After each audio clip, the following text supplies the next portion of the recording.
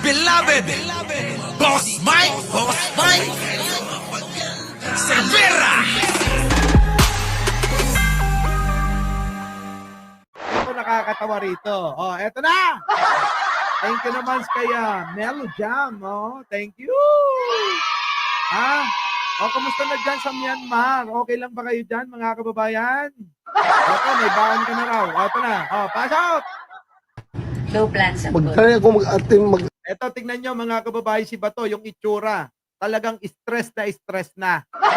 Mga kababayan, paalala ko lang sa mga hindi pa nagla-like dyan, baka naman. Isang like naman dyan, mga kababayan. Masayang-masaya na ako dyan. Eto na, pasok. sa dahig. ha? Low plans ang Magtry ako mag-attend mag-apply ng Schengen visa kung i-issuehan ako, then maybe bago or pag may pagkakataon before election, sana makabisita man ako sa kanya. Hindi pa sigurado. Yung mga ganyang mga banat mo. Bato, oo. Alam mo yung masabi lang na kunyari concern ka pa kay Digong, pero yung totoo ba to, halatang-halata sa mukha mo. Yung takot, yung pangamba, hindi mo maitatago. Kita mo yung itsura mo? Naku, Bato. Nakikita nyo ba itsura niya? Yan ang itsura ng takot na. At talagang mga kababayan, hirap nang makatulog yan. Dinadaan na lang sa lamon para makabawi-bawi ng konti. Suma, putik na. Suma? 80, thank you naman. Si 80, nandyan. Tuloy. Sir, wala kang concern, baka i-detain ka na dun. Ala ka.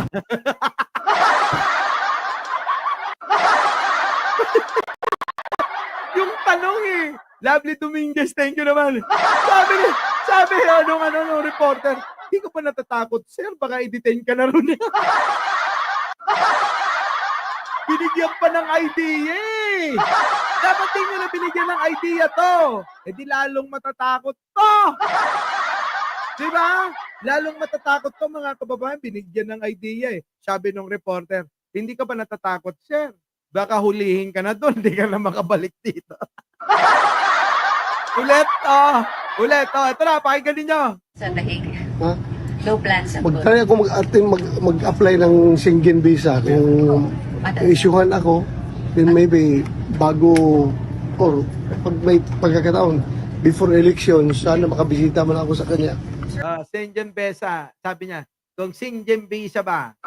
Ito, meron na ako niyan. Oo, meron na ako Schengen visa. Gusto mo sabay tayo? Sabay ako kay Bato. Sabay tayo. Punta tayo dun, Diba, mga kababayan? Kahit isang linggo lang. Isang linggo lang ako doon, mga kababayan. Payag pa kayo. Basta kasama ko to. Diba? Basta kasama ko to. Pero ang tanong ng reporter ang matindi rito, mga kababayan Sir, wala kang concern, baka i-detain ka na dun.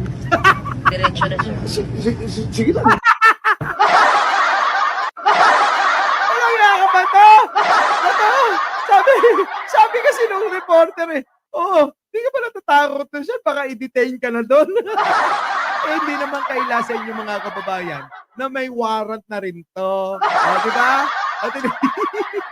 Natawa ako doon. Pagkakataon before election, sana makabisita man ako sa kanya. Sir, wala kang concern, baka i-detain ka na dun. Biglang natahimik si Bato. Nung sinabi, naku, sir, baka ma-detain ka na doon. Tuloy. Diretso na siya. Sige lang, pwede tinula ako doon. Hindi niya alam kung ano sasabihin niya. Sabi ni Bato, sige lang.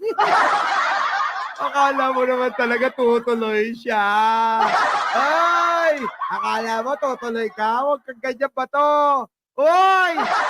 Tuloy. Hindi yan tutuloy. Maniwala kayo. Hindi tutuloy si Bato. Pagpunta ako doon sa dahig, mag-wig ako. Tiramin mo yung kay Marcoleta. O kaya yung kay Roque. Tiramin niya yung kay Roque o kaya kay Marcoleta. Mag-wig pa talaga po. Tuloy. Punta ka ng salon. Hoy, Bato, susukatan kita. Susukatan ko to eh. O, tuloy. Pag-wig ako, pero hindi na ako makilala doon. Ha? Nabuking ka na, sir. Dati. Kumpiyansa ka. Iba, akala mo isa lang. Akala mo isa lang yung big. Bato, grabe. Natatawa ako dito kay Bato. O, eto, si Bongo naman. O, si Bongo mukhang nagluluksya pa rin hanggang ngayon. Eto na. Present. Eto na, tingnan si Bongo. Kala mo talaga, mukhang delikado rin to, mga kababayan, si Bongo. Oo, delikado rin to. Ha? Alin na? Mga resource persons na present dyan. Parang wala akong nakikita. Si Attorney Medina lang po, yung dating resource natin, at narito rin yung dalawang abogado ng SEC. Yun lang po. Napakalungkot naman po. Malungkot yung Pilipino. Malungkot rin yung hearing natin. Anong malungkot yung Pilipino? Kayo lang malungkot. Masaya kami, Bongo. Huwag kang mag-alala. Yung tuwa namin, mula nang mahuli si Digong, napunta ng Netherlands. Grabe, daming nag-celebrate. Pero magiging masayang-masaya kami kung sumabay ka kay Bato. Dalawa kayo, sabay kayong madalaron. Pag nangyari yon, nako, lubos-lubos na yun. May bonus pa. Di ba mga kababayan? Di ba? Oo. Agripina Hunyo, thank you naman. Bagong subscriber. Alam nyo ba? 25,000 na tayo. Alay! Sa nakaraang pagdinig ng committee ito, marami tayong naisiwalat na maaring pagkakamali o paglabag sa batas. Ano siniwalat ninyo? Di kasuhan ninyo. Kung meron pala, di ba, Dimples Marnop, Lovely Dominguez, kung meron pala kayo na nadiskubre na mga na mga pagmamalabis, pagkukulang, o ano pa man, o di kasuhan nyo na. Ganun lang. Tuloy. Due process at karapatang pantao na isinagawang Dali, lagyan natin ng background music para medyo ganahan. Eto na, ha? Ano ba yung background music na bagay sa iyo? Ha? Eto, nasan kaya? Eto na. Oo. Maskara. Yan. Yan, ha? Bongo, yan na. Background music, lakasan mo konti. Yan. Bongo. pag-aresto kay dating Pangulong Rodrigo Duterte. The preliminary report of the chairperson underscored a crucial point. The Philippine government was under no legal obligation to arrest the former president and surrender him to an international court. It was revealed that what was received was merely a diffusion notice which was unverified and unapproved by the International Criminal Police Organization, Interpol Secretariat. The government has repeatedly stated Ayan, sige, basahin mo, Bongo, ha? Binabasa ni Bongo yung kanyang yung statement niya eh. Pagbigyan na natin, ha? Halatang-halata naman. Bongo, sige na. Minsan ka lang magsalita ng tuloy-tuloy eh. Ilang beses ka nang ilang beses ka nang nabutata ng mga kasama mong senador eh. Pero ngayon walang bubutata sa'yo kasi walang dumalo. Walang dumalo kahit isa eh. Patuloy. that the International Criminal Court has no jurisdiction in our Nandiyan na si Mark Ramos. Mark Ramos. Subscribe nyo yan mga kababayan, Subscribe nyo! country. Parating paulit-ulit yan. At hanggang ngayon, yan naman po pinag-usapan na wala pong jurisdiction. Kung walang jurisdiction ng ICC, bakit pinayagang pumasok ang Interpol? Kung hindi kinikilala ng gobyerno ang ICC, bakit nila binigyan ng pansin ang arrest warrant mula sa ICC? Bongo kasi, ilang beses na bang pinapaliwanag to, huwag nyo nang guluhin yung isip ng tao. Ang ICC, sabi ng Pangulo, wala silang pakialam at hindi sila nakipagtulungan. Ang problema kapag nanghingi sila sa Interpol ng tulong, ang Interpol ang hindi natin pwedeng hindi pagbigyan. Napakahirap bang unawain nun? Mga kababayan naman, pilit nilang nililito ang isipan ng mga tatanga-tangang mga taga-suporta nila. Simple lang yan. Sabi ni Pangulo, hindi tayo makikipagtulungan sa ICC sapagkat hindi na tayo membro. Totoo yan. Pero ngayon ang tanong, mga kababayan, ang hininga ng tulong ay ang Interpol at ang Interpol ay kailangan nating sumunod at magbigay at makipag-cooperate. Bakit? kasi membro tayo nun.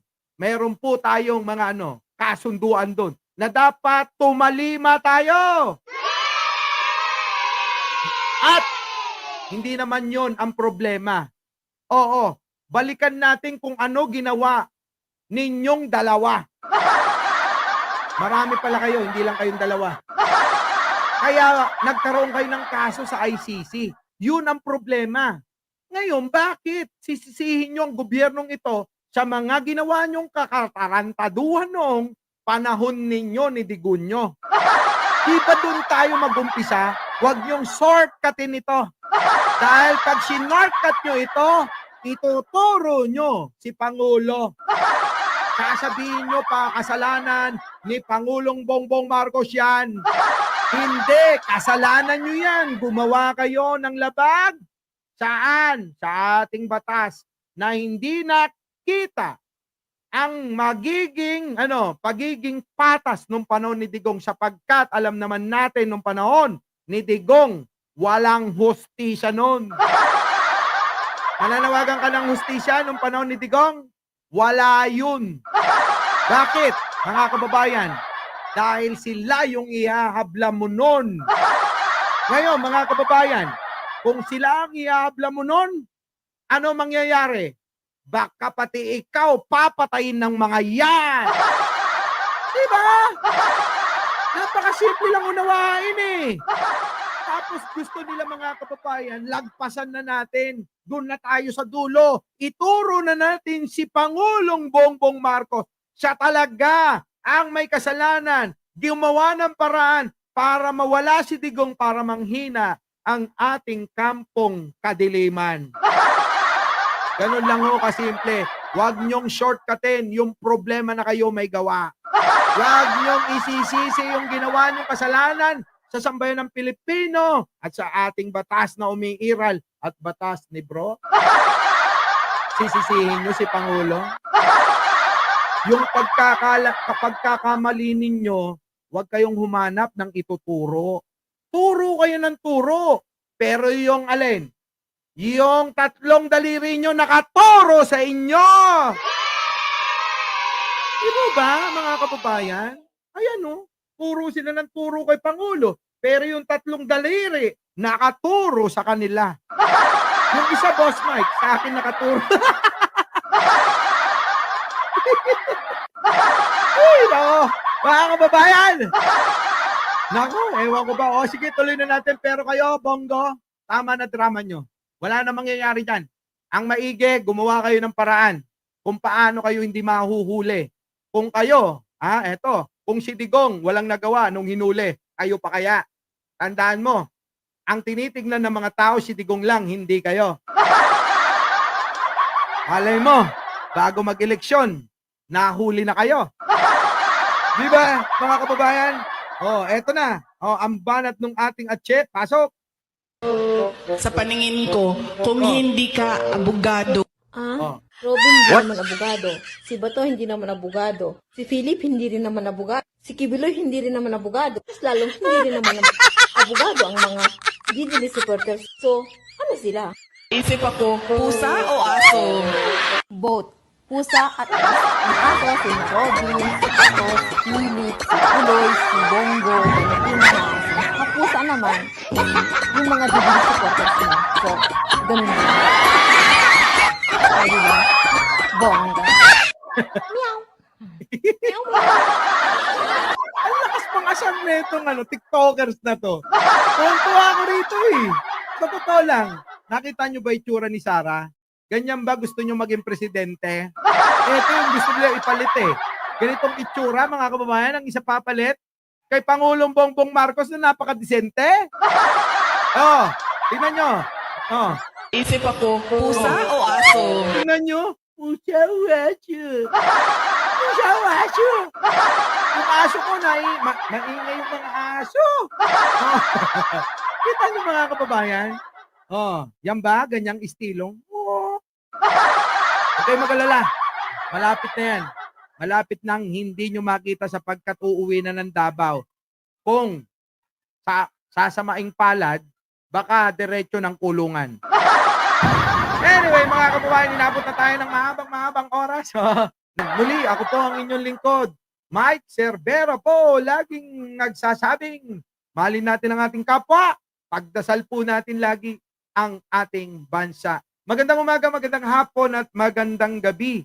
Sa mandako ng mundo, naroon kayo. Siyempre, magandang buhay na rin para sa ating lahat. Our beloved Boss Mike